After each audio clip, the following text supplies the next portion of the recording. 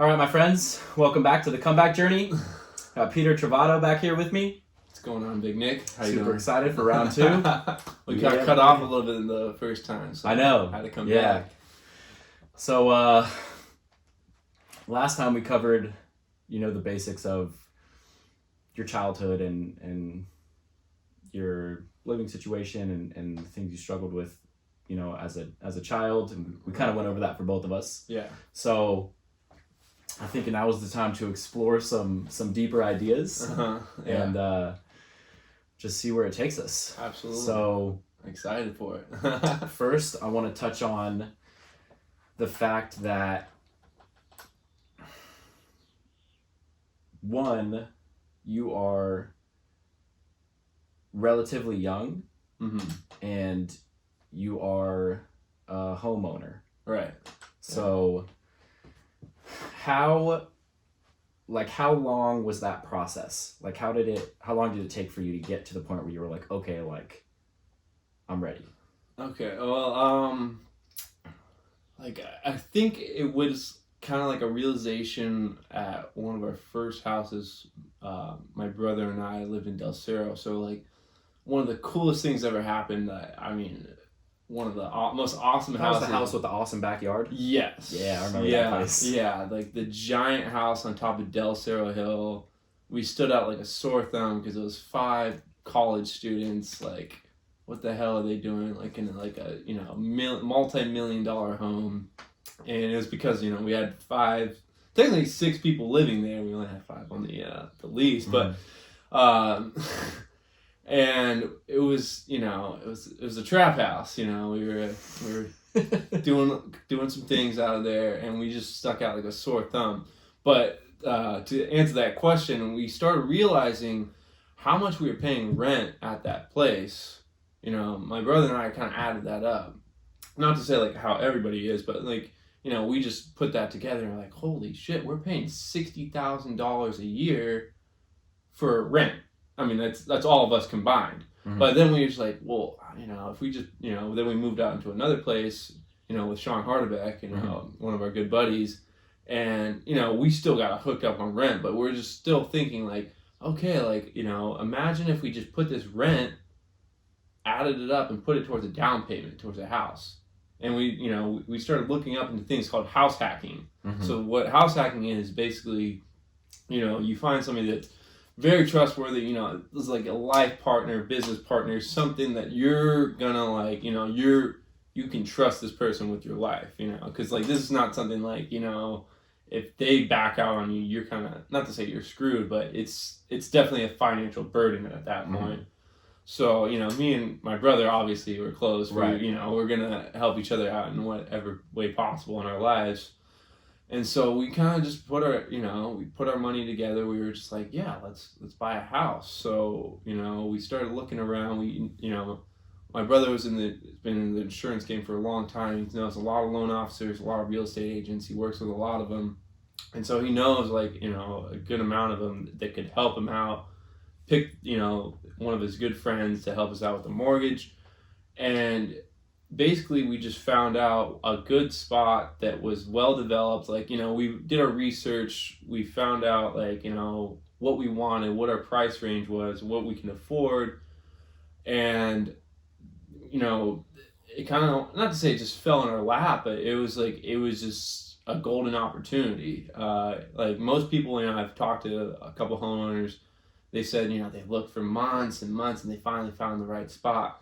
Like for us, it was like, maybe 2 months, honestly, like if that. It was just like, it was a spot in like, I say Santee, but everybody thinks Santee is like, the middle of nowhere. Like I'm right next to the Mission Trails. I walk the Mission Trails almost like mm-hmm. every other day. It's a beautiful area, but and it's in a spot where it's been like really developed. Like there's more houses being built around it. So that was one of the key like spots we thought of, because like you always want to look for a spot like for capital, like, or not capital, but like it's going to build the the equity on the house mm-hmm. as more houses develop around it. Right. So that's what we really love that spot, because we've seen like if you told me Santee 5 years ago I was gonna live there, I was like, hell no, dude. Like, what the fuck are you talking about? But now, like, I'm just like, okay, this is actually a very well developed spot. Like, it's actually really nice area. I'm, you know, people say, oh, you know, aren't you too far away from the beach now? It's like, actually, I'm like 15, 20 minutes away from the beach now. Because it's not that far. It's literally like I hop on the freeway, straight shot there. So it's, you know, if I want to go see my friends at the beach, I'm right there. And I also have Mission Trails, which I've definitely developed I've always lived by Mission Trails like almost my whole life, but like I feel like I always lived by Cowles Mountain. Now I'm like, you know, by Father Junipero, so like I'm like doing those trails and everything. It's like so many different spots over there. I don't know, you know, it's a good area. And I think I worked a few years ago for a company that did soil grading and erosion control, and for like communities that were being developed.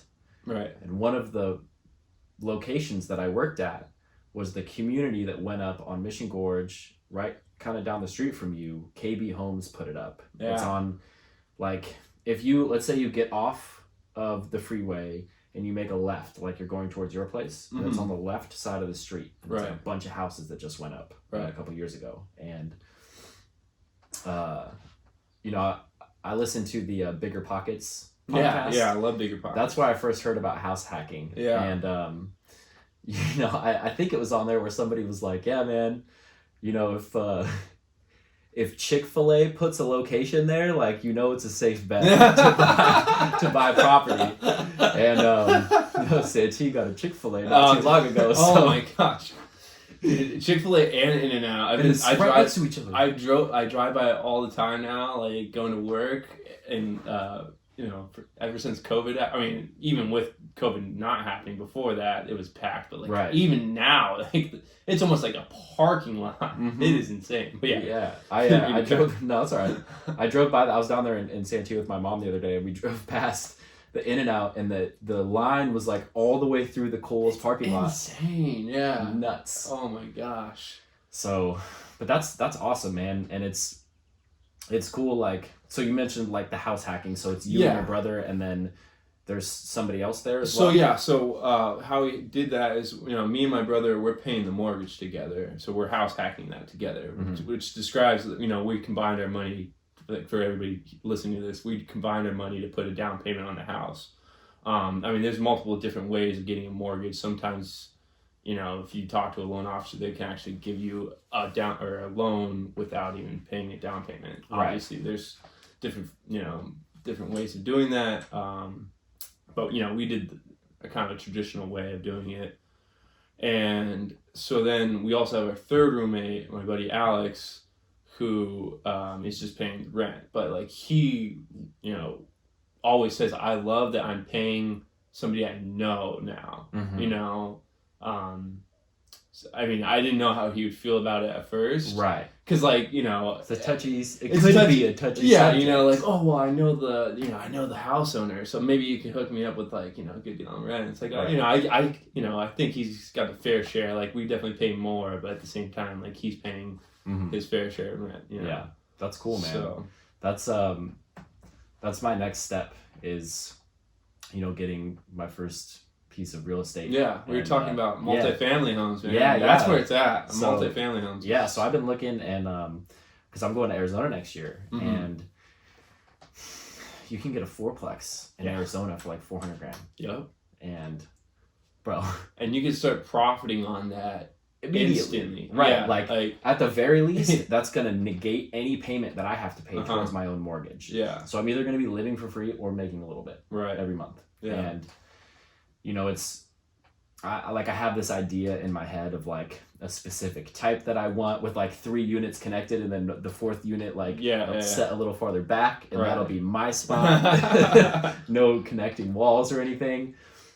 That would be ideal, you know. Like, if it doesn't happen, whatever, I'll get one eventually. But, you know, that's the next step towards.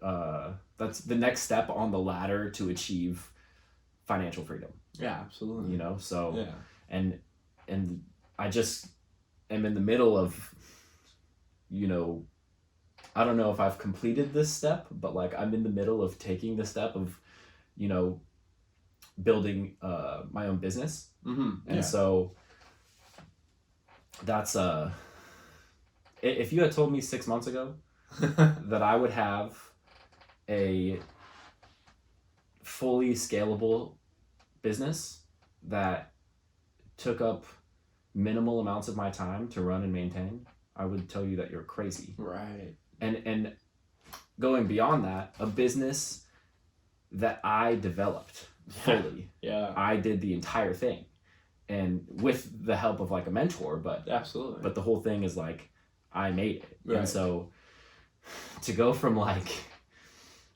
you feel like a fucking man, you know? You're just like 6 months ago. 6 months ago, I quit Costco. Yeah, dude, that's awesome. And it seems like that was so long ago, right? But it really wasn't. It's only been 6 months, and so like, where am I going to be at the end of this year? In December, where am I going to be? You know, and oh man, it's the comeback journey, baby. Bro, it's the comeback journey. Yes, I love it. Thank you for saying that. Yeah, of course. Gotta rock the shirt too. Yeah, hey. This is the first model with the tiny logo.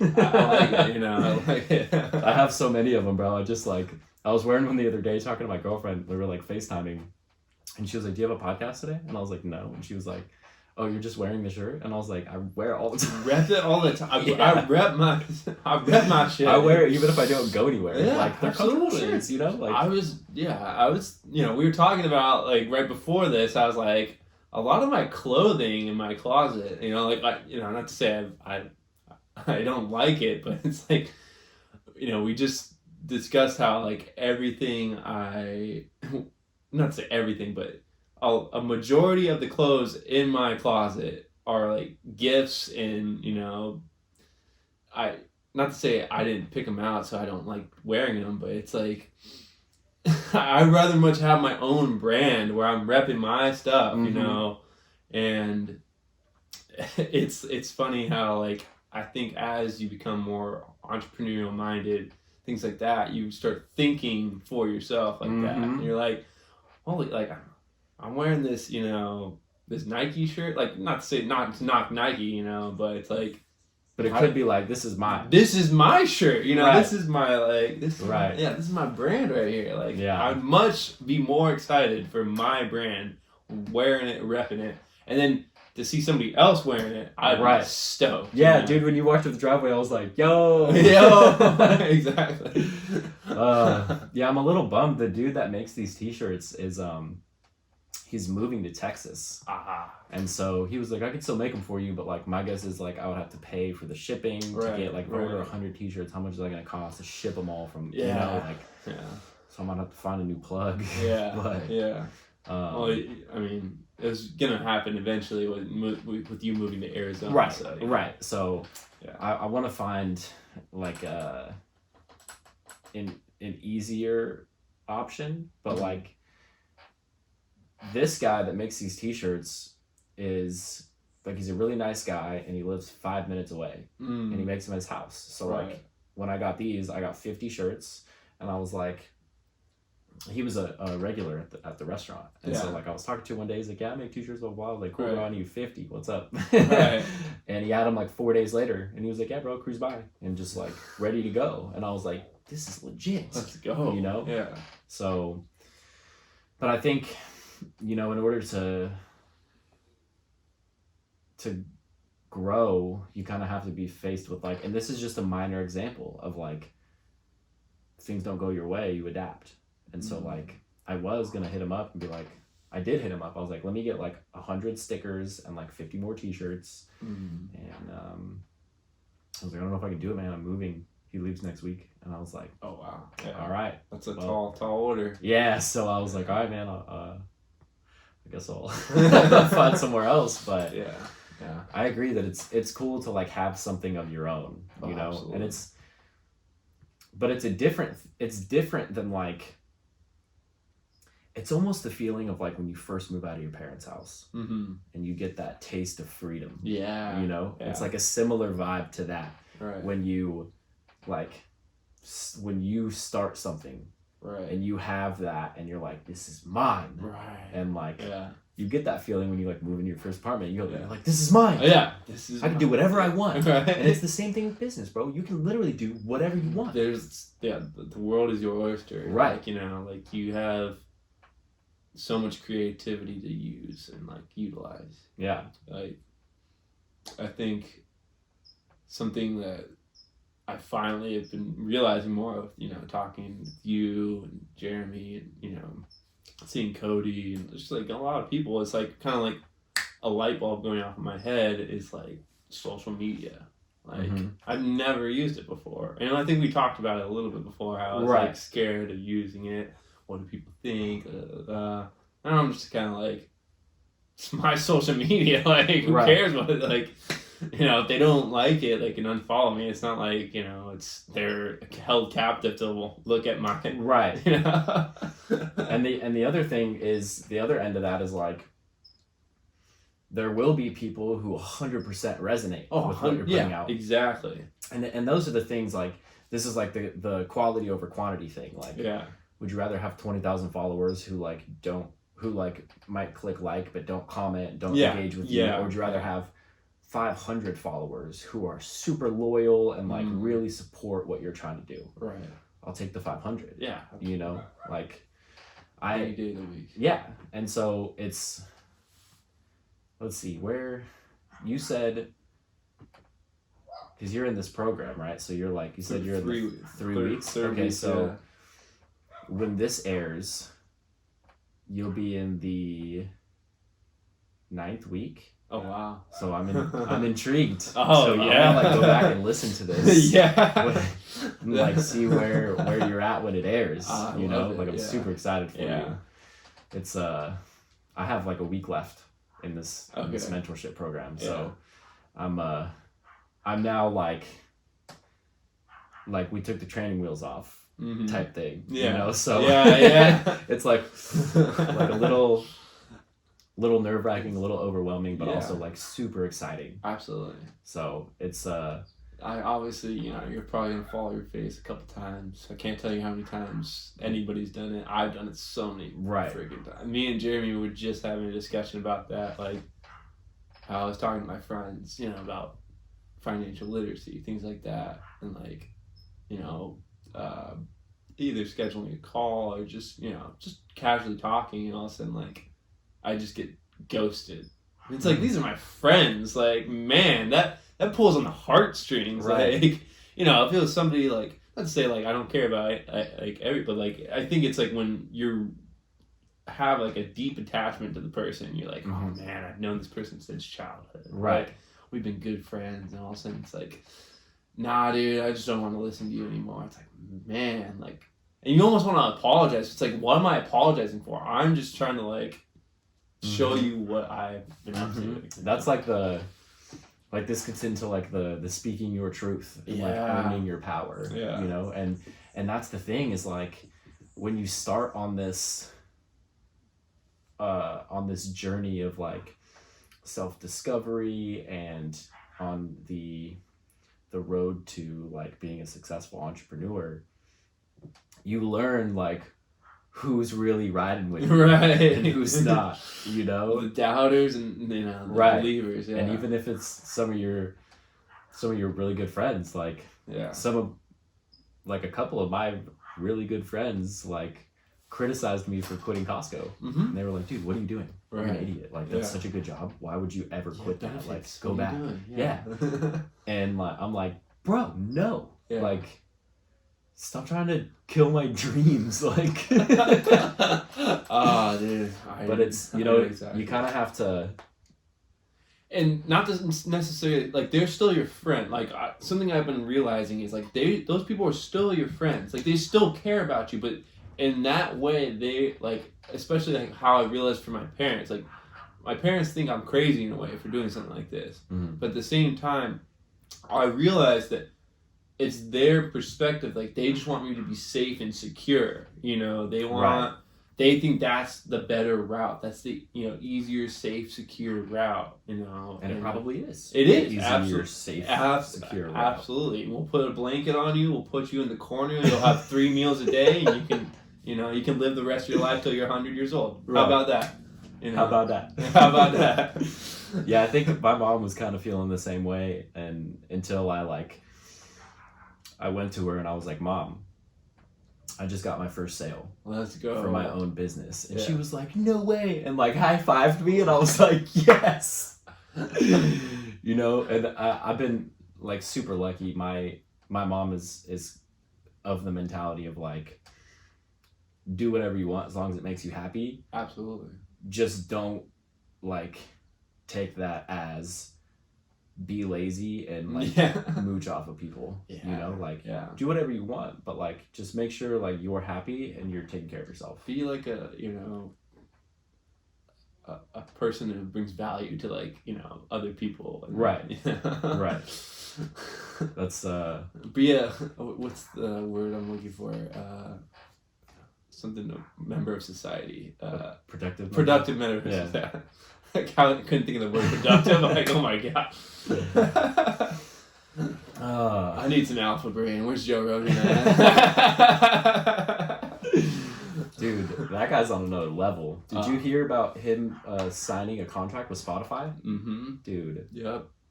Good for him, man. Buku money. Yeah. He signed, it's like $100 million. The thing is like, I mean, I can't speak for Joe Rogan, I don't really know, but like, I don't see him as the type of guy who's gonna be like, you know, like very flashy with it. You know, he's gonna buy the things he likes and like the crazy things he likes, you know, like all sorts of, you know, I'm sure we all seen his podcast and all the, you know, samurai swords and things like that he has in his room that are super cool. But I don't see him like, maybe he'll buy, you know, like a really nice Lambo or something, but I don't really see him as that type of guy. No, but either way, he's very, you know, he's deserved it, you know. He seems very... He's a down-to-earth humble, guy. Yeah. Humble, down-to-earth guy. Yeah. And he's already balling out with money. Oh, yeah, for sure. So, like... He makes so much off endorsements. Like, I think that that money... Yeah, like his ad revenue is, like, insane, bro. And so, like, now he's got... You know, he signed this contract with Spotify, which is just like a lump sum money that he would probably earn in the next 10 years. Right. But he's getting it all at once. Right. So, like... Or, I mean, maybe he's not getting it all at once. Maybe it's like contract. Either way, it's guaranteed income. Ridiculous income. Right. You know? And that's what you get when you put in, like, consistent, imperfect action. Mm-hmm. You know, he's been doing that podcast for over a decade. Right. And has been consistent with it, and it's just gotten better and better and better, and like, that's where it led him. And I think that's like an important lesson for like everyone to soak in. Absolutely. Is you can't, what you want is right on the other side of what you don't want to do. Yeah. You know, it's like your goals are like right there. Yeah. You just have to take a couple extra steps to get there. Like, you already went 90%. Yeah. Like, a lot of people just be like, I'm over it, you know? Yeah. But had they just kept going a little bit, they would achieve this goal that they're trying to reach. Right. And I think a big part of it is like, you know, a lot of people struggle with instant gratification. Like, they want things 100%. right away. And it's all. I'm very much like that. And it's hard. It's difficult not to be in a world like this. Right. Now. We're conditioned. Well, like for Amazon. Like, I freaking ordered something. It's literally on my doorstep 2 hours later. I'm like, what the hell? Yeah, I was just talking to my mom about this. She ordered a phone case on her phone like last night, and then it came today. Yeah. And I'm like, how insane is that? Like, it's... You know, with the world of microwaves, fast food, you know, Netflix, like all this stuff, you don't even have to wait for the next season of something to come out. It's like, it's already on there. You just go stream it, you know? What happened to, like, you get one episode a week for, like, 3 months, and then you have to wait a year for the next season, you know? Like, oh my gosh. It's not like that anymore. And so, like, that gives into that binge mentality of, like, I'm going to eat all the food, and I'm gonna watch all the shows, and I'm gonna whatever insert anything you want, binge, you know. And it's like, for those who can delay gratification, you will reap the benefits. Mm-hmm. And I'm like teetering on it right now. Oh, like, sure. you know, like I definitely slip into like, I want it now, you know, Right. and it's, especially with business, you know. yeah, dude. Well, it's just so for, as an example, I like am doing,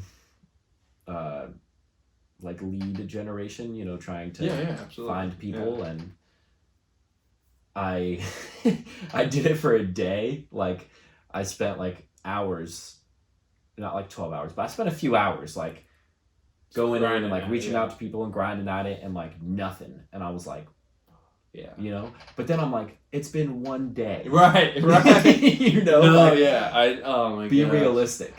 And so that's like, you kind of just have to keep checking yourself and making sure that like you're not straying too far from the path that you know is best. Right.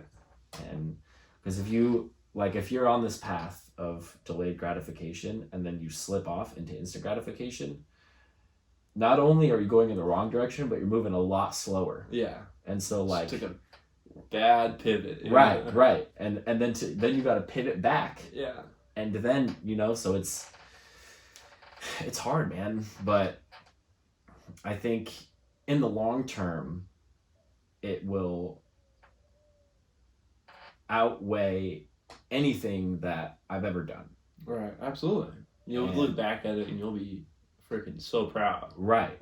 I mean, if I can, you know, I feel like I was talking to Jeremy about this, and he was like, it just seems like the magic number for everybody is $10,000 a month. And I was like, that's the number I was going to say I wanted long term. You know? But now I'm like, that's even $5,000 a month off a business that I created, that I maintain, and that affords me time freedom and location freedom, but not necessarily financial freedom. $5,000 a month isn't a whole lot of money. Yeah, it's enough to live comfortably. Absolutely. But you know, checking off 2 of those 3, time freedom, location freedom, financial freedom, checking off 2 of those 3, that's pretty good. Right. That's amazing. That's more than 90% of the people have. Right.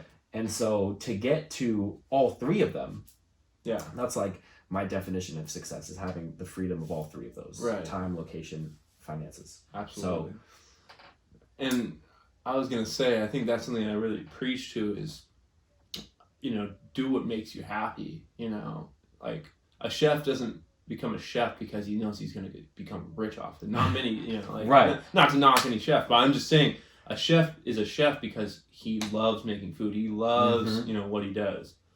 And what you can really do out of that, like the real, like really cool part once you realize like the instant gratification versus delayed gratification is, you know, a lot of people don't realize, you know, with money, it's literally just paying yourself. You take, you know, your certain income and you say, I'm going to take 10%, I'm going to take 15%, whatever it is, whatever you're willing to do, and just take that and say, this is for me and for my future, and putting this away for myself, and saying that this is always going to be part of a monthly thing I do. And it's just a daily ritual or monthly ritual, like a monthly habit you do for yourself.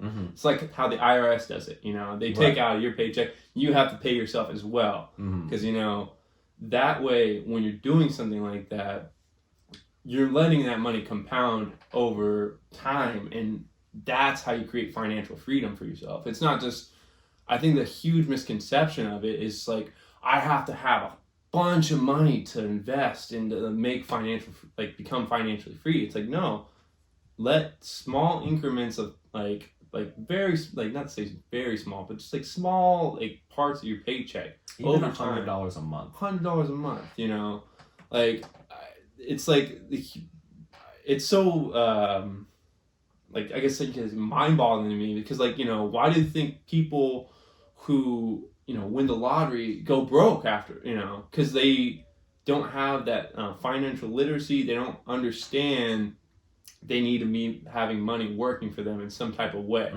And, you know, once you just get a bunch of money just given to you, you just learn how to, like, you know, we all, know how to spend money. Right. Like everyone knows how to spend money. How easy is that? Oh, I love this. I like that. I like this.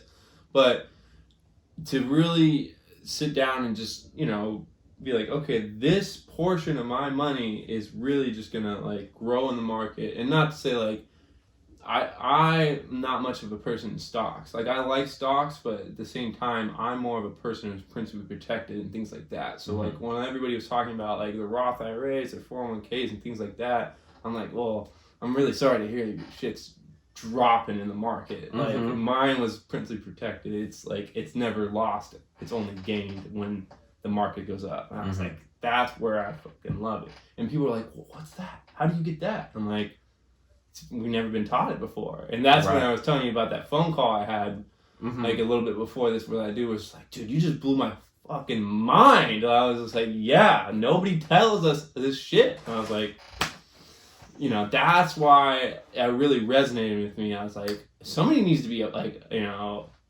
telling people about this shit. Somebody needs to be the town crier. I guess I'll volunteer, Well, you've been doing it now for a little while. Yeah. And, it's, I think a lot of people just simply overlook this fact. They think that this is how the world works, that you go to work and you trade your time for money and they take the taxes out and what's left is yours and that's the way it has to be. Yeah. False. Yeah. That is not the way it has to be. Right. And, I just recently got into stocks and I know very little, but right. I had a 401k at Costco. Right. I cashed it out. I put it in the stock market. And I'm up $1,500 in the last month. Nice. And this is like real basic knowledge. Like all I did was like, you look at the trend, you look at the 5-year trend.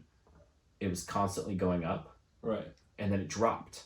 Yep. In February, March, and it remained low for a little while. Yeah. And that's when I swooped up a bunch of them, and you just have to be comfortable with like, do you think that this company is going to recover from this economic downturn? Right. And get back to where it was? Right. If yes, buy it. If no, don't buy it. Right. And,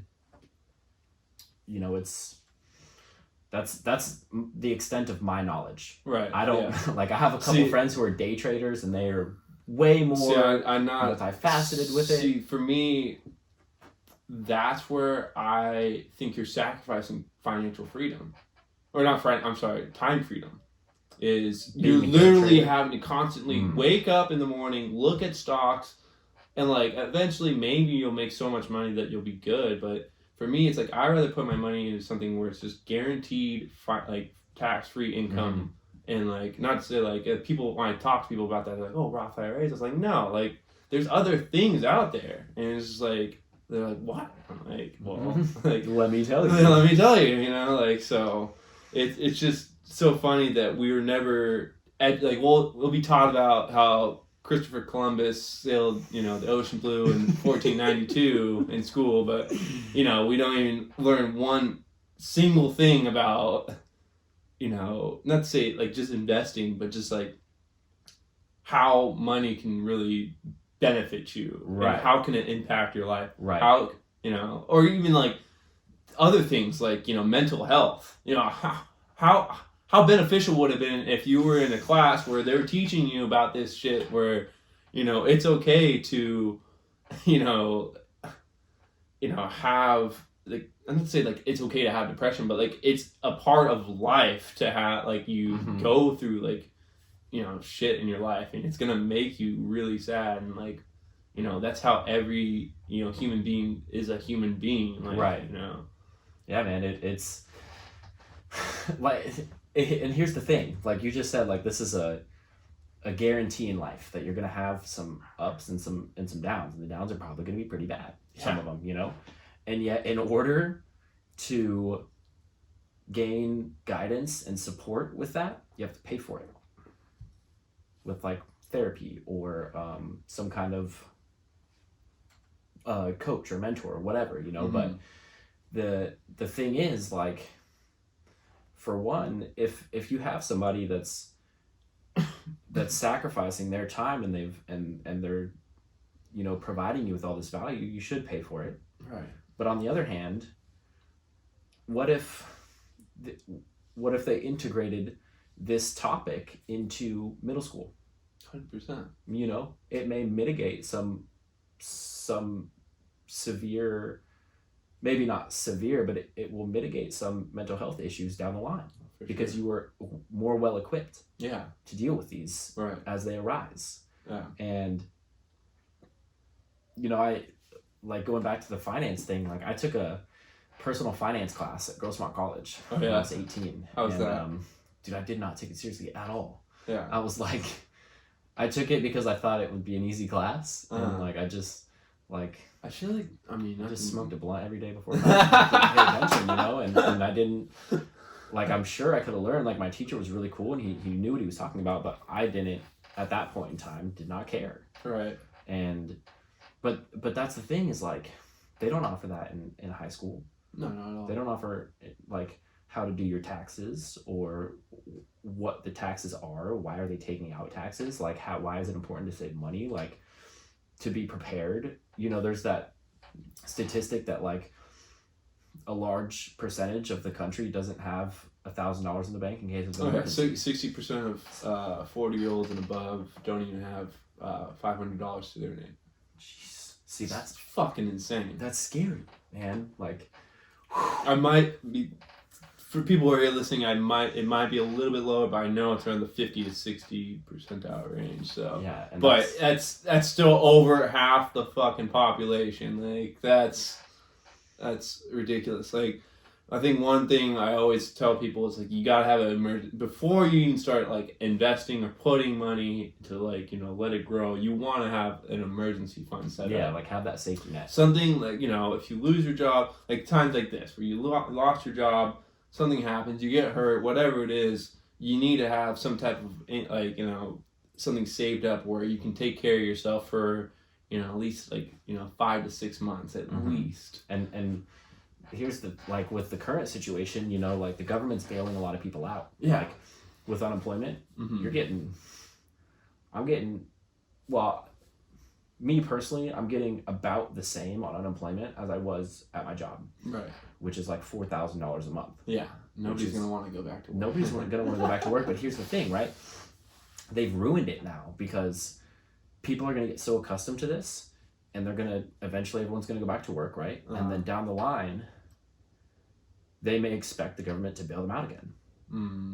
Yeah. And they're going to be like, oh, everything fell apart, but like, I was getting all kinds of money, like, and then because they're not financially literate, they're spending it all. Yep. Even if it's like they were surviving on, let's say you were surviving on $2,000 a month, right? But now you're getting $4,000 a month from unemployment. How many people do you think are actually saving the extra $2,000 a month? Not at all. Not very many, right? Yeah. And so this is the financial literacy thing. You know, like let's say you're on unemployment for 4 months and you're saving $2,000 a month. You got $8,000 in the bank, and then you go back to work, and you're chilling. Right. You have that as a safety net, and that's 4 months of like you can survive for 4 months off that money if something happens again. Right. But if you know, give in to those impulsive desires, and you're just like, oh, I got money, bro. Like, yeah, I got money, bro. Let's go out. Like, I'm gonna buy whatever, like, hey guys, I got the bill, don't worry about it, you know, like being very it's good to be generous, but at the same time, like, to an extent.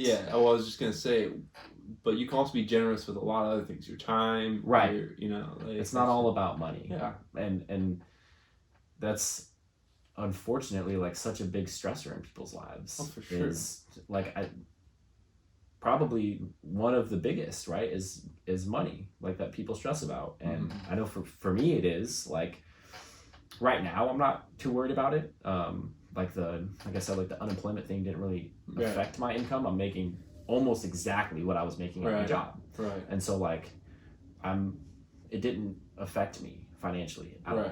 So I'm still doing what I was doing. Right. But, you know, for the people that are like, they don't they're not equipped with the tools to build and sustain wealth, basically. Exactly. To create financial freedom, to create time freedom. Yeah. Right. I preach this all the time. It's going back to like the lottery, or like, we'll use a basketball player, a baseball player, whatever, a famous athlete. How many famous athletes do you know that have made millions of dollars in their career, and then you see them 5 years down the road after they're retired, they file for bankruptcy? I think it's a lot of them. Like we still know like Shaq is like, he's good. Oh yeah, retired. Why? Endorsements. He's good. Yeah.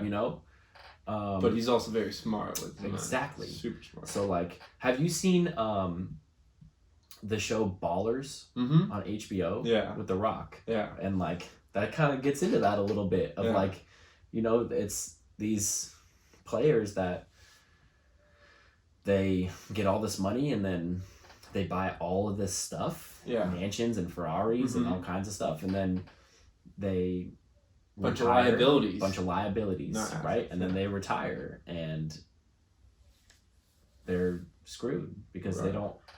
Now they're like, how am I going to sustain this lifestyle? Right. Yeah. And that's something that it's like, that's why I say like right now, like as you're not like making that much money, like it's like you're taking that portion of your income and paying yourself first. You made that commitment to yourself. I'm going to take 15% of what I just made and put it away for myself. Mm-hmm. So as you build that habit, you'll continually take 15%. So like when you're making more money, you're balling out, you'll have that habit already ingrained in your, right. Like instead of just like, oh, well, I'll start doing that when I make more money. At like not to say the biggest mistake is, but like, I think it's like almost human nature as you start being more, you get more financially abundant, you start making more money, you got your big boy job or whatever it is, you're like, oh, I could start affording this. We were just saying with Ballers, or, that show with Alex Rodriguez, I don't know what it's called, but, they're, it's literally going over athletes who've gone broke. I think it's called Broke or something. I don't know what it's called. But it's literally covered, as people make more money, it's just almost human nature to just start spending more money. Like, if you become a doctor and when you were first, going through medical school, you're probably eating ramen and, but then you become a doctor and you start balling out. You buy that nice car, and there's nothing wrong with treating yourself, but it's just build that habit of taking, a percentage of that money and putting it into something that's gonna, grow. Right. For yourself in the future. Creating like, a money-making machine, as I like to call it. Because that's what's going to create time freedom and financial freedom for yourself. And that's the fucking sexiest thing I think that money can really do for you. Is really just give you more time for the things you love, the people you love, whether it's traveling, coaching your kid's baseball team, going to your daughter's piano recital, whatever it is. I want to do all that stuff, but at the same time, I have to be, and that's the thing. Is like an important thing that you mentioned is like you can't start when you have X amount of money. Yeah. Because you're gonna get there, and then you're gonna be like, oh, I'll when I get to the next. Exactly. It's always I'll do it when. Yeah. I'll do it when. Yeah. Well, like swap that to I'll do it now. Yeah. Switch when with now. Yeah. And do. Yeah. And just when I was at Costco, initially, I was putting 3% in my 401k, and it was on like a 1% annual increase. And so at the 1 year mark, it bumped up to 4%. Right. And then I was like, nah, bro. And I bumped it up to 20. Ooh. And I was like, I'm putting 20 in. Right. And I did that for a while until I did it while I was living at home, and then I moved out and I knocked it down to 10. But that had I kept it at 4%, right, when I quit and I cashed out my 401k to put it in the stock market myself, I would have nothing. Right. It would be a very minimal amount of money. But I was like, when I upped it to 20%, I didn't plan on like, oh, I'm only going to do this for a year and then I'm going to quit. Right. I was like, dude, 20 years down the line at 20%, I'm gonna have a grip of money. Yeah. But because I was thinking like that, it set me up to make the move that I made Right. a couple months ago when I decided to cash out that 401k and Right. play with it myself. Yeah. You know, and it's, you know, it's made me. What did go ahead? Yeah. So I was just gonna say it's I've made more money off of me doing it myself than I had in interest and employer contributions the whole time I worked at Costco. 100%. What were you gonna say? I was gonna say, what did you like about a 401k? What was the thing that really? Nothing really. I mean, I didn't really know anything about it. It's just, it's just what everybody participates in. Right? It was like my first like legitimate job with like benefits and a 401k, and I was like, oh, I put money in, the employer matches it, and then and somebody else plays with my money, and hopefully it grows. Yeah, and that's all I knew about it. The funny thing is, so a lot of people don't understand how the percentages of taxes and things like that work for a 401k. Even the guy who invented the 401k didn't want it to be a retirement supplement. It would just, it was a very interesting article I read about it, but basically he just said, like, I didn't mean it for it to be a retirement supplement. And one of the craziest things that a 401k does is it has, you know, small, like some of them, not all of them, but some of them have fees on it because it's like a type of mutual fund. So it has like a 3.5% fee on it. So like all that money it's gaining in the market, chop it off. Guess what? All that money that you're going to pull out eventually, chop it off because the government's going to take it all. Right. So that's why it's good to find stuff that's like tax-free and things like that, or, you know, tax-deferred, whatever it could possibly be. But something that a lot of people don't realize is their money's growing in the 401k, and that's their retirement supplement, which is really scary, is over the time period, the government has been like pulling more, like taxing more and more heavily on retirement. So Social Security, 401k, you know, any qualified plan like that. And what's really scary is it's predicted to be like something like crazy where, you know, they could be pulling out 60 to 70% one time we're retiring. And imagine that. Like all that money you just fucking worked for. Yeah. All that money you just fucking worked. How pissed would you be? But you don't realize that until you're done with it. So like when you hear that, I think it really like puts it in perspective. It's like, why am I putting money into this if it's just gonna get fucking taken away by the government? Like, so what are the options for that you are aware of like tax free where you can invest like I mean I know there's a way to like continually flip real estate where you never have to pay taxes. And that's more of like an ongoing system. Yeah, you know. And do they like? Do you know if like if you have like a certificate of deposit, do you get taxed on that long term? I'm not really like certificate of deposit. I know that I'm only asking because I have one. Yeah. So honestly, I haven't really looked too much into like CDs. I mean, I know how they work and all that. But as far as like I don't know that. Yeah, I don't. I haven't like because to me like I just not to knock like CDs or anything like that, but it's just.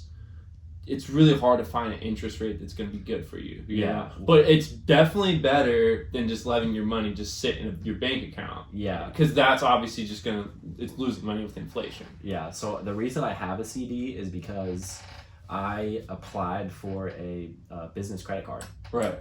And I had this situation where like my credit score was like not the best because I had a derogatory mark. I had a delinquent account. Right. And so when I applied for the card, my score was like 670. Right. And the bank that I applied for the card, they said, we'll give you it, but it's going to be a secured card. So you have to pay a deposit as collateral.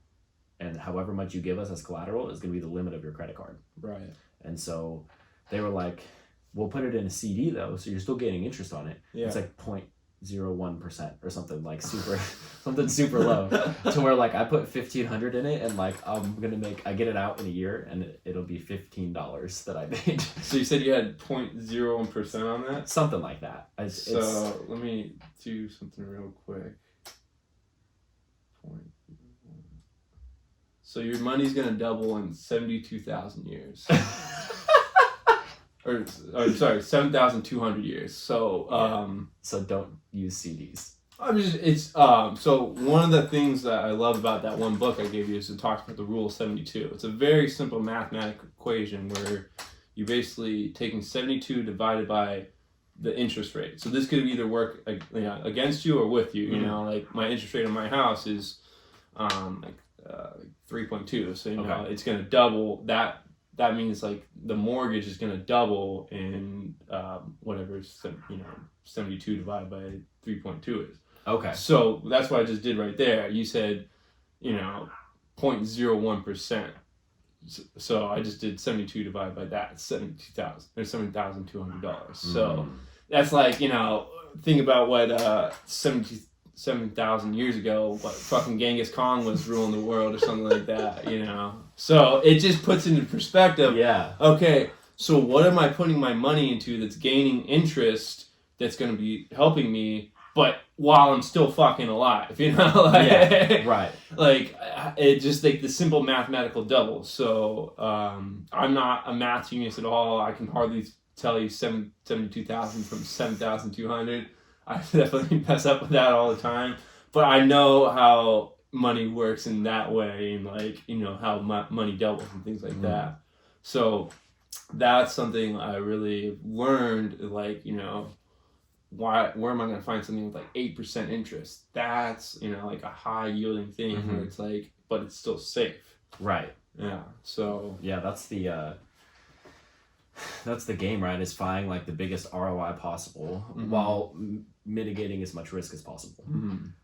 So, as we're relatively young, we can afford to like take a little bit more risk. Where your risk tolerance is at. Absolutely. Right. And so I used to have on my whiteboard in my bedroom, like in big black letters, take more risks. Okay. And I didn't even though it's up there, and you were taking the blanket in the corner approach, right. Yeah. And so, once I kind of like shook up my world a little bit, and I was like, okay, how much longer am I gonna say like I'll do it when, and I was like, I'm gonna just do it.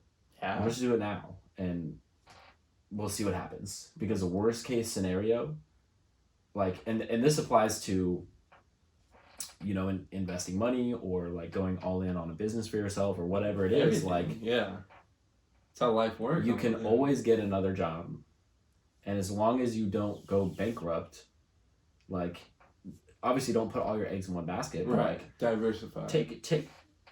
Be a little risky with it and see if it pays off. And if it doesn't, cool. Not to do that next time, and like. Right. Regroup, reassess, and try something else. Right. And that's like something I've been trying to remind myself of, is like,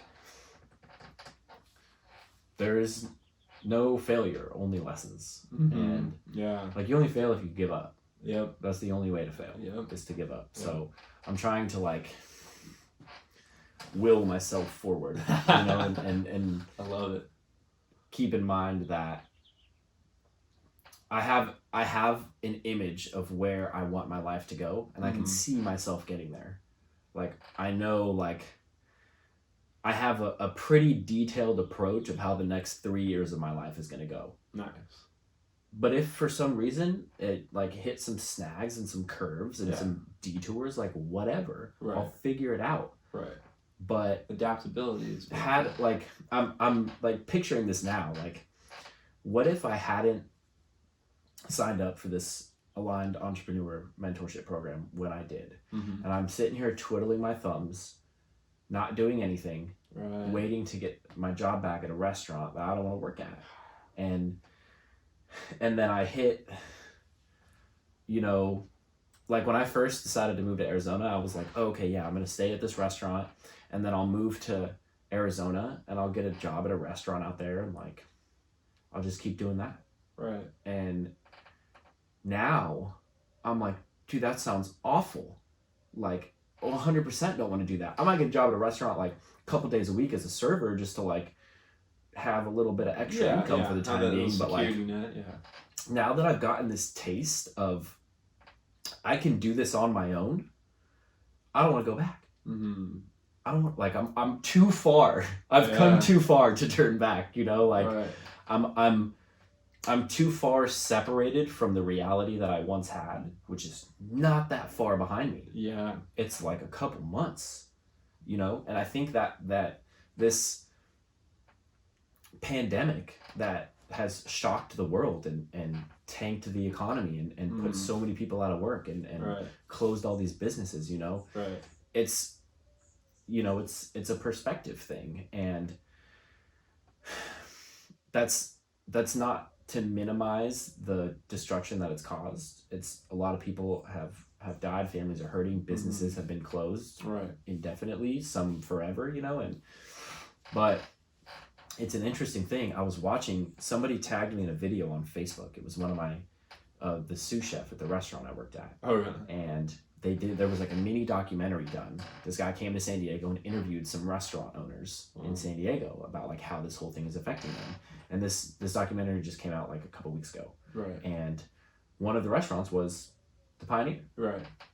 And they interviewed the chef / partner, and you know, at the end of the interview, they're going through and like interviewing different owners and like how has this affected you? What are you gonna do? What are your plans? Blah blah blah. And at the end, you know, they ask each of the people like, how would you describe the situation in one word? And you know, the owner of the Pioneer, he was like, fucked. And the other people were like, I see this as an opportunity to learn and get better. Yeah, absolutely. And I see this as an opportunity to reevaluate. And I realized that like, I thought I had a control of my business. I thought I had a handle on it, and I don't. And so now I know what to not do. Right. And I heard it. I was watching it. Yeah. And I heard it. Yeah. And I heard like, those are two entirely different perspectives. And yet that's what's going to dictate whether you succeed or you fail. Right. And you know, my perspective on this whole thing is like, I'm doing everything I can to capitalize and take advantage of the opportunity that I have right now. Absolutely. And unfortunately, a lot of people aren't doing that. So it's this is you know what, I'm gonna steal a little line from Jeremy, but he was talking recently about how, you know, people like lower income and middle class families are always talking about how the rich always get richer while we stay the same or get worse. And it's like, well, because in these times like we're going through right now, the smart people invest, and they are on the prowl. They've been preparing for this moment. Absolutely. And they're ready to like, ooh, okay, everything's on sale. Right. The stocks are on sale. Real estate's on sale. Like, let's go get some. Right. Because we believe it's going to get back to where it was, and it's going to continue to increase. Right. Whereas the majority of people are like, oh, the market's crashing. I'm going to sell all my stocks. Oh, yeah. And I'm not going to buy a house right now. No way. Like, and it's causing panic. It is. It's causing a lot of panic. It's the abundance mindset versus scarcity mindset. Like, you know, like, I mean, there's a good quote. It's, you know, when there's blood on the streets, there's opportunity to be made. You know, and not just like, you know, I'd say there's actual blood on the streets. Like, I'd be careful with saying that right now, but what I mean by that is, you know, like when there's people are panicking, people are flustered, they don't know what the hell they're doing.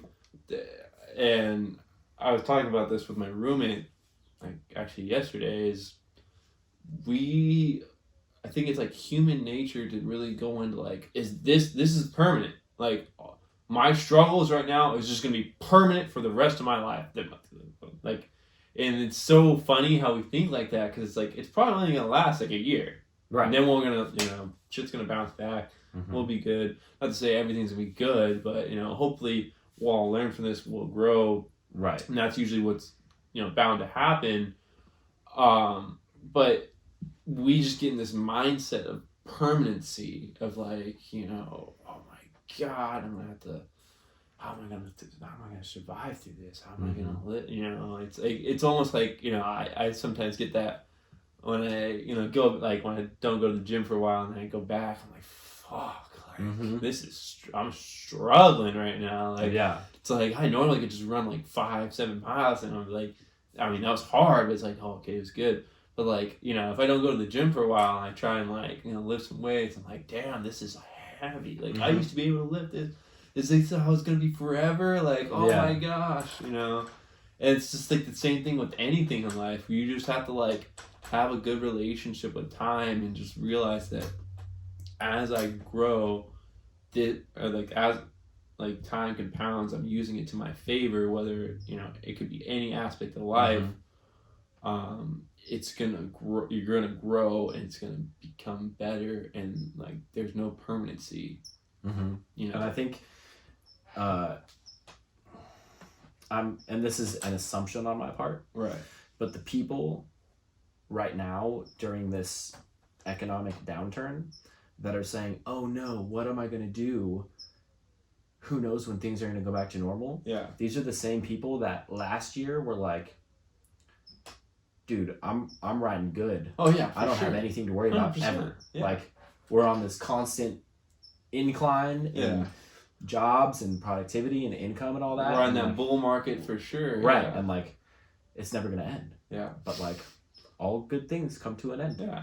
As the quote goes, you know, and it's just so important. I think this whole world state has like really checked a lot of people into like, I can't just be content with what I have at any given moment. Right.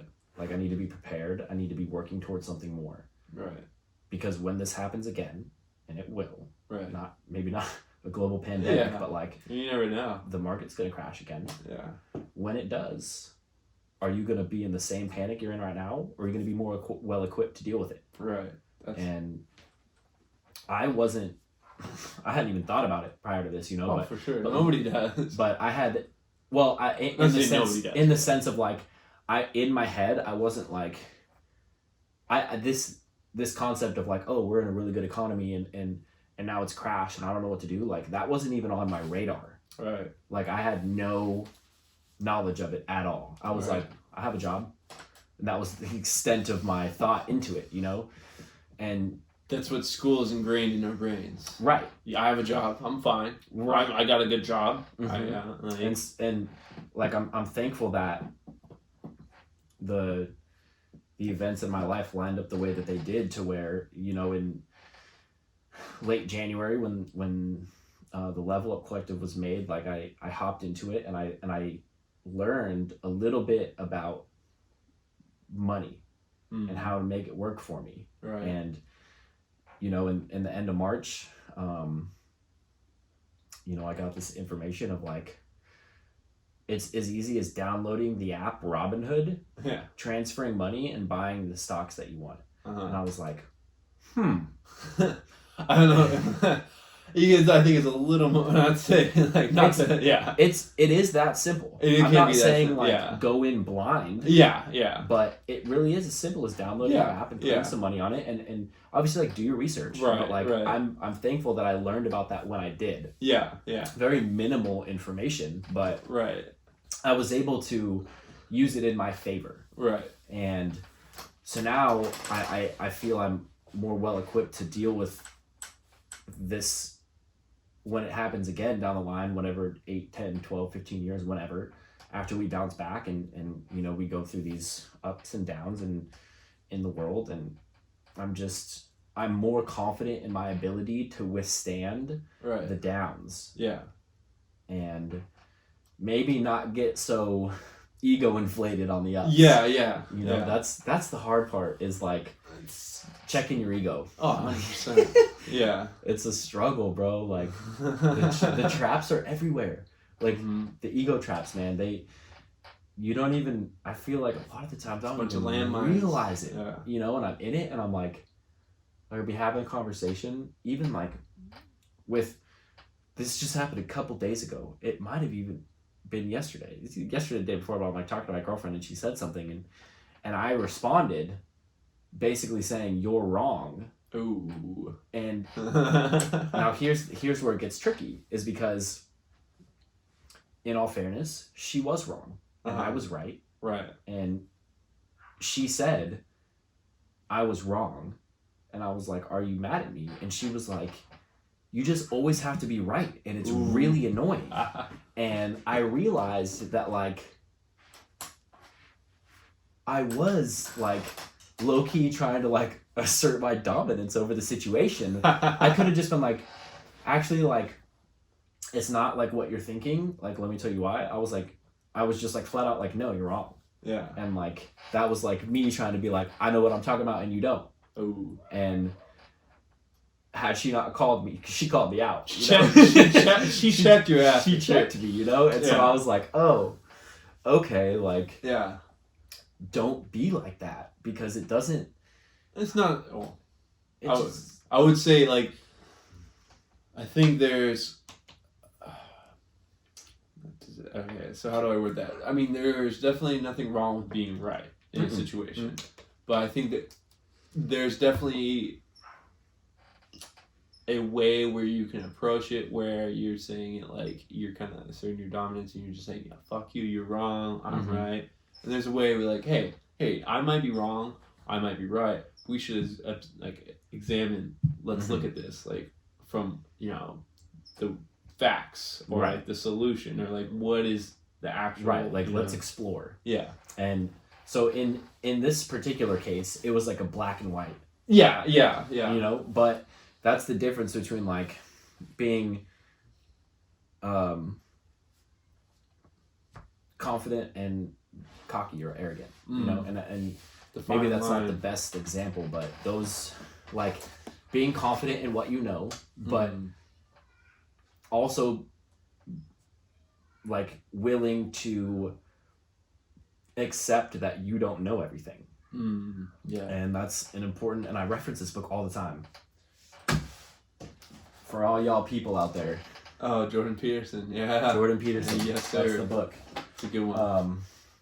You know, one of the rules in there is assume that the person you're talking to may know something that you don't. Open-mindedness. 100%. You know, and if you go into a situation, like, it's that other cliche phrase, if you're the smartest person in the room, you're in the wrong room. Yeah.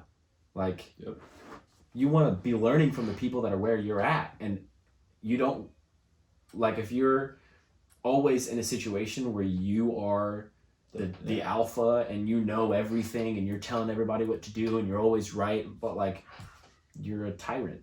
Yeah. Yeah. We don't, like, that's not good for anybody. Yeah. And it's I think it's just important to like keep the ego in check and 100%.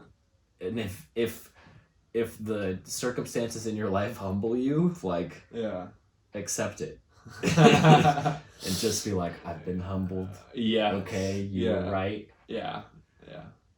I'm not this all-knowing person that has to control everything. And right. And sometimes, you know, you see a whole different perspective and it helps you learn how to either be more persuasive in a conversation like that or just anything of that sort. Of it. If you're open-minded and you really observe why that person thinks that way, you know. I mean, for me, a common mistake I made, and I still sometimes make, from the financial aspects, I talk shit on like 401ks and things like that. And like, I'm not ever like trying to say that, you know, you're putting your money away, it's growing, things like that. But I think for me, it's like when I first learned about like all these facts about, I'm like, what the fuck is anybody putting their money in the 401k? You know, like I would just rip on people for it. And then I think people just like why the fuck am I listening? Like, well, you know, and it was just humbling to me, where I think I really almost realized it for myself, where I was like, I had to be open-minded. I really asked questions. It's like, hey man, why do you invest? Like, what made you choose penny stocks? What made you choose, a mutual fund? What made you, just be very curious about things, and like being authentic curious, not just like, oh, let me tell you about it right after. Right. Like, you tell me, and then I'm going to tell you why you're wrong. Yeah, exactly. But just really observing from their perspective what really made them make that decision, or what makes them think that way. And it really puts in perspective for you and for the other person to, like, it's called a meritocracy. It's like both ideas are put on the table, and you're really just both, letting it out, being completely radically transparent with each other. That way, there's no, if you're doing something like that, it really allows you, both of you, to be completely transparent with each other, and you're not going to have any shame of like, oh, like he shouldn't know that I'm doing this wrong, or like, because I'm sure, like, when I started talking shit on like all this stuff that people were doing wrong with their money, like, there's not really any right or wrong technically. There's just, putting jet fuel into a Prius, like, it doesn't work like that. But but it's really, it really, like, almost humbled me to, like, say, like, hey, take a step back. Like, not everybody, like, you were there at one point, obviously, like, not too long ago. What, like, and I've lost, like, before I learned, like, a lot about, like, financially about stuff, I lost so much fucking money in the stock market and things like that, just because I was making money. It really didn't matter that much to me. And my buddy was telling me, oh, dude, my neighbor's been making some, like, a couple, $1,000 in the stock market. You should go into this. And I just listened to what he said, and I just put money in it. We all lost money. And, like, it's not like, who am I to blame there? The guy who's telling me about it, or the guy who chose me those stocks? Because I'm really the one pulling the trigger, right? And, like, saying, yeah, like, I didn't do any research. I didn't, have an open mind of asking him, like, why is he choosing this? Why? I just, you're making money. Like, took him at his word. Yeah. And, like, he didn't really, like, not to knock the guy, but he didn't seem like he knew what he was doing. He's swinging for the fences, and every once in a while he'd get a hit. He sunk a battleship every once in a while. He's throwing darts in the dark, but but that's an important point that you made there, is like, you gotta, like, remember where you came from, remember where you were at. Yeah. And there's, like, not everyone is gonna be on your level. 100%, in all aspects. So, like, if you're trying to convince somebody of something that up here, and they're down here, they're not going to get it. Right. And it's not their fault. Yeah. It's the same thing with, like, it happens to everyone, and we don't even know it. Where there's, like, somebody else trying to tell us something, and it just doesn't click. You're just not. It's because they're up here and we're down here, but we don't even realize. Yeah. They realize. Yeah. And they're, like, trying to Yeah. feed us a line. Let me draw a picture for you. Let me do all this stuff. They're trying to help us out, and it just doesn't click. So it goes both ways. Like, we're always in the middle. There's always some people that don't understand as much as we do, and there's always people that understand more. And you got to remember you have to remember where you are at, right, and where you used to be. Right. Don't be concerned with where you will be. Yeah. But, like, this is where I'm at. This is where I used to be. So, like, let me have some empathy for the people that are 100%. Where I used to be. And not try to be like, oh, like, I used to be where you're at. Like, let me tell you why. Let me tell you something. Let me tell you why you're doing it all wrong. Yeah. And oh my god. On the flip side, like, there are a lot of benefits of connecting with people who are on a higher level. Yeah. On some areas, that's the whole point of, like, hiring a therapist or a coach or a mentor or a personal trainer. Right. There are massive benefits to that. As long as the person that you are looking to learn from is not taking advantage of you, Mm-hmm. There is no downside. Right. If you take what you learned from these people, going back to like, don't be the smartest one in the room. Right. The people that you want to be where they're at, cool. Learn everything you can from these people. Right. Be a sponge. Soak it up, internalize it, pick out what works for you, and then apply that to your life. Right. And 100%. Skyrocket. Yeah. So I don't know where that conversation was going. Well, to sum up that conversation, it's basically like there's a great quote from Ralph Waldo Emerson, and I'm gonna not to say butcher it, but I'm gonna like rephrase it myself. I guess you could say it's everybody is a master of something. The CEO could learn something from the janitor because he's a master of something. Yeah. It's not like I'm the master of everything. You know nothing. It's really just we all can really connect our our interwebs or whatever you want to call it and learn something from each other and then connect in that way where we can raise our each other up instead of putting each other down. Yeah.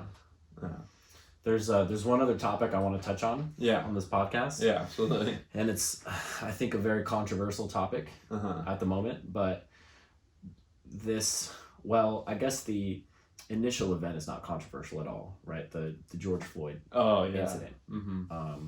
Did you see the video? I saw pictures. I never watched the video. Okay, so I saw a video, like somebody had posted on their Instagram. Yeah, a lot of people were posting it. The cop has the knee on the neck, and the guy's like, I can't breathe, like help me, and it's awful, right? And people should protest because this is outrageous. Right. But then the riots, right? Like in La Mesa, 5 minutes from here. Yeah. 2 banks got burned down, like family-owned businesses got looted and ruined. Downtowns and it's it's almost out of hand, low-key out of hand. Yeah. And it's gotta be scary as fuck to be man, top of this situation. Right. And so but on the other end of that is like it's probably scary to be African American. Absolutely. In every day of your life when you're encountering the police. Yeah. And so I've been seeing like these videos of cops talking to the crowds like, we're with you, we'll march with you, this is ridiculous, and it's incredible, right? But how, and I don't think any one person has a solution to this. I got asked this question earlier today, which is why I'm asking you. Okay. Because I did a podcast this morning and on Zoom, and the person that I had on the podcast asked me, what do you think the solution is to all this? And so I want to hear what you say. Okay. And I'll tell you what I said earlier this morning. I mean, well, first off, I am a white male, so I really have not too much, not too much say, but like, not to like, I don't understand, like, I'm not in full understanding of how it is to be, black or just any, different race. It's awful how, people are treated of different color. And I think the solution, hopefully, is we have a cultural shift in society. I think it's definitely helping with social media and things like that. And media is sort of doing it, but also media also just loves to fucking put so many twists and turns and things and put like, so much bad like perspective on things, I guess you could say, but I think going back to the cultural shift, I think it's really takes, because nobody, like what I mean by that is like, nobody's born with racism. It's a cultural thing, it's a herd thing, as you grow up, you're culturally around people who are either, racist and say things where like, oh, colored people, or, oh, those white people, they're like things like that. And it's really, it's so bad to realize that that's how America is just kind of not to say built, but it's just like that's the cultural part of America is, you know, this is really racist societies in, you know, like in pockets of, luckily in San Diego, we're like more like liberal, not to say liberal, but we're just more like open-minded, I guess you could say. But the solution, I guess, is just to keep having awareness of it, and really just maybe passing laws. I really like, I have no really like real solution. I don't think, I mean, I love what Martin Luther King did. I think that it was one of the fucking greatest human beings of all time is Martin Luther King. And the way he protested, the way he, you know, gathered people together and really, you know, his I Had a Dream speech is probably one of the most profound speeches of all time. And I think you talk to anybody knows, they don't know it by heart, but they know what it's talking about. And I think that's something that, like, if somebody could just fucking step up and become, you know, that type of leader or something like that. Or it takes more than just one, but I think it takes a society to do that. But I think, yeah, I'm just giving somebody tough, a right? yeah. It's a tough subject. But yeah, this is I struggled with this earlier too. Well, because like the thing for me is like I understand why fucking, you know, like everybody's pissed. Like I mean I don't know how it is, like I said, to be, you know, African American in America, but at the same time, I don't think burning down or looting businesses is the right way to do it.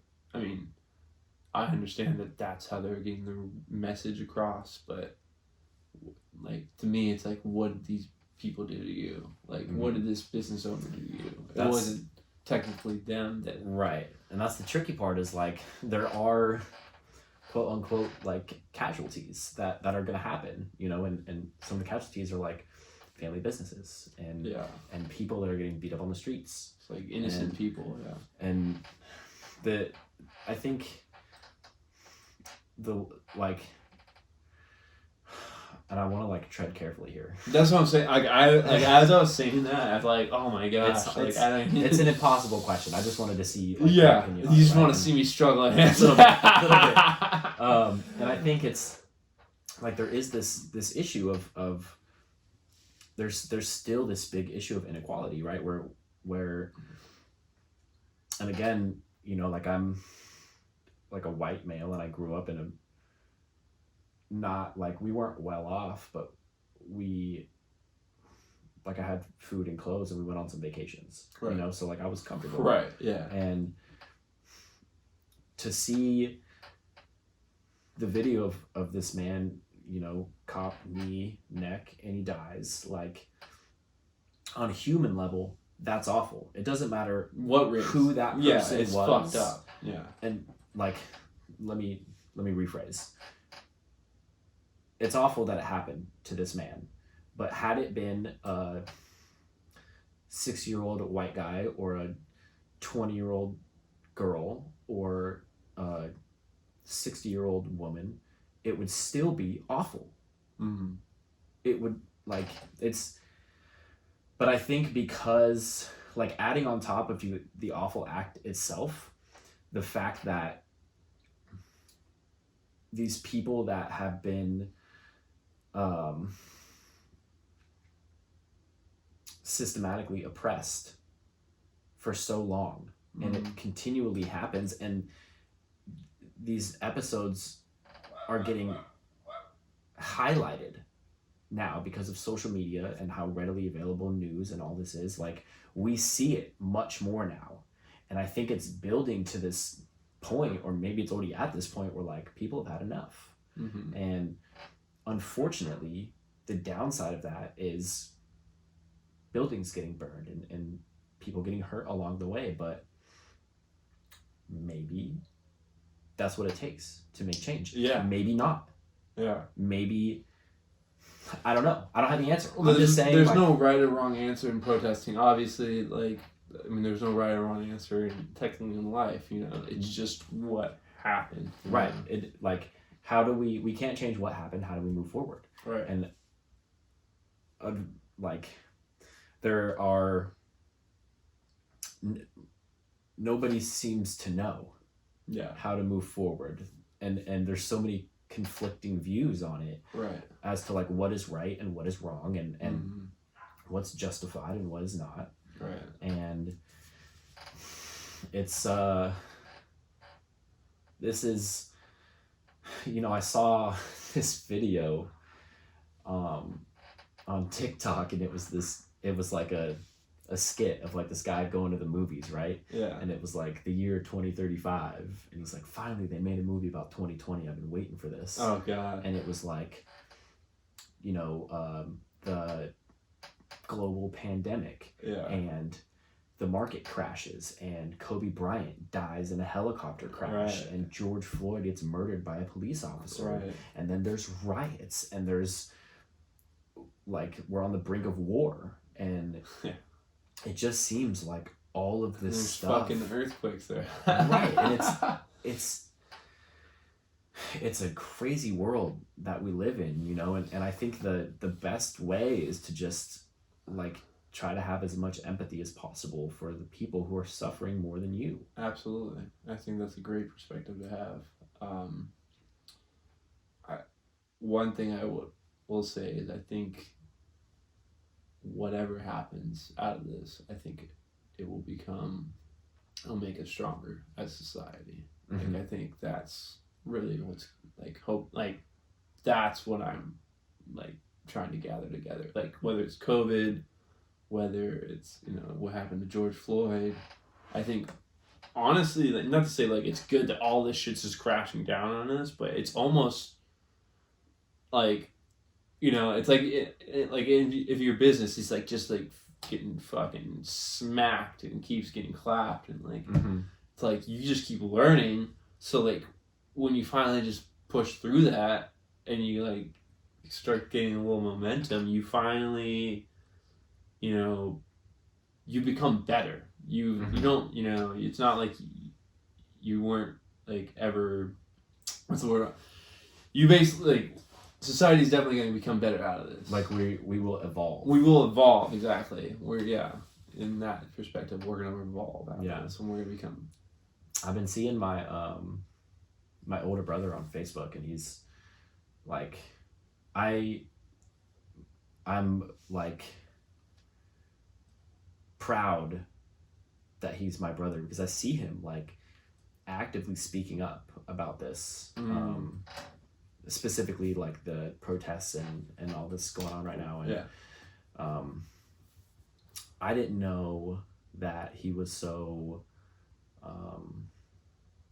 passionate about it. Obviously, like, it's a very charged subject, you know, but it's really cool to see him like taking a stand and using whatever platform he has to try and get his voice heard and positively impact the other people. Right. And I think, I mean, that going back to like social media, I think, you know, we're doing Blackout Tuesday. I think it's really inspiring. Like, you know, I see like so many people I like, you know, look up to and things like that, and I see them doing it too. I'm like, damn, like it's definitely, you know, it's not just like, you know, our little community of San Diego. It's like, it is all over the United States. And further, bro, the podcast that I had this morning was with this guy that I know in Germany. Wow. And he was like, he brought up this incident with George Floyd, and you know, he knew about the Blackout Tuesday and how,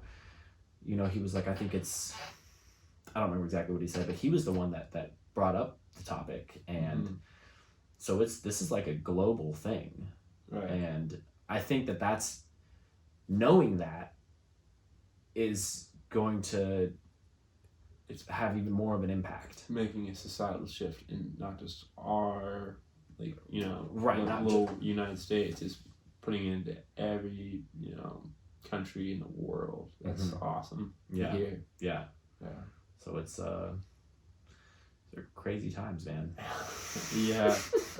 it's crazy. I mean, that's the thing is, you can't, like, one of the things I always try to remind myself of is, you have to learn to love or enjoy the shitty times, or like the times that are bad necessarily, because without those times there wouldn't be joy in your life, there wouldn't be happiness, there wouldn't be any, like, it's the yin and yang, like it's, like if I was never down here and like depressed, or like, what in whatever facet of my life, it's like when I get to here and like I'm like all up, like I reach the top of the mountain, I'm at the pinnacle, it's like, how would I enjoy it if I was never down here? Right. Like it's literally just, you have to put in perspective, like, okay, I'm struggling right now, I'm getting, my ass kicked right now, but if I keep pushing and I keep improving, I keep getting better,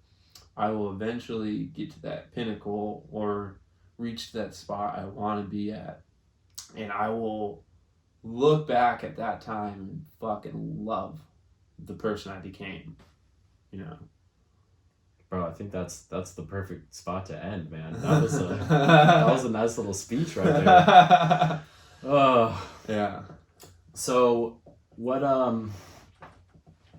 have you? Well, shout out your Instagram so that we can so get you start putting some content out there. Yeah. People are gonna look. Yeah. So I mean, I might be changing it, but right now it's Peter Trovato. It's Peter Trovato, Trovato, and if it changes, I can, before I post it, I'll just tag the whichever one. Yeah, we'll do that. Cool. And then, I mean, I have a LinkedIn, but it's like, it's the same thing. Peter Trovato. Yeah. I use that more for the like insurance side of things. Yeah, that makes sense. Like, I have my atmosphere. Well, like my both sides of my world. Like I connect with a lot of people financially in the Instagram space. I download TikTok, but I haven't ever actually opened the app. But it's dangerous. That's what everybody tells me. But I made it. I made like a personal one, because my girlfriend has it, so I want to like watch her videos. Right. But like a week and a half ago, I switched it to the comeback journey. And so I've been like similar content that's on my Instagram. I do in like video, spoken word, on TikTok. Right. So I'm trying to like expand my. There you go. No, reach. I love it. Yeah, I think that's something Gary Vee talks about all the time. Yeah. The legend. The fucking legend. Yeah.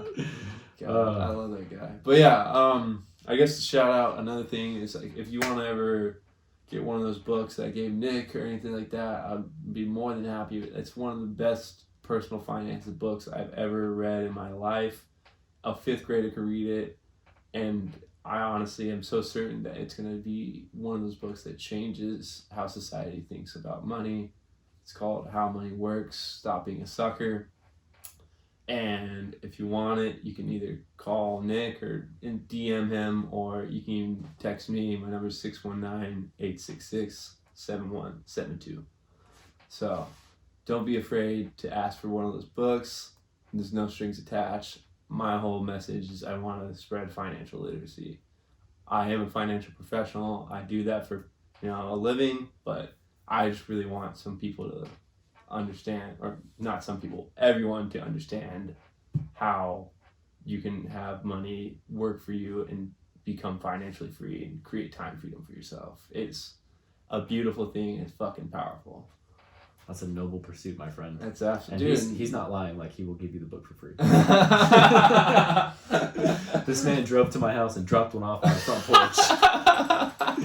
I meant mail it to him. Yeah. But yeah, I mean, I would knock the pursuit you're on as well. I feel like being vulnerable in relationships, I think that's a huge fucking thing too. I mean, that is one of a kind, honestly. Thank you. Yeah. Appreciate that. Of course, man. All right, brother. Yeah. Signing out. Give that a nice little knuckle. Until next time. Yes, sir. Peace out. Peace.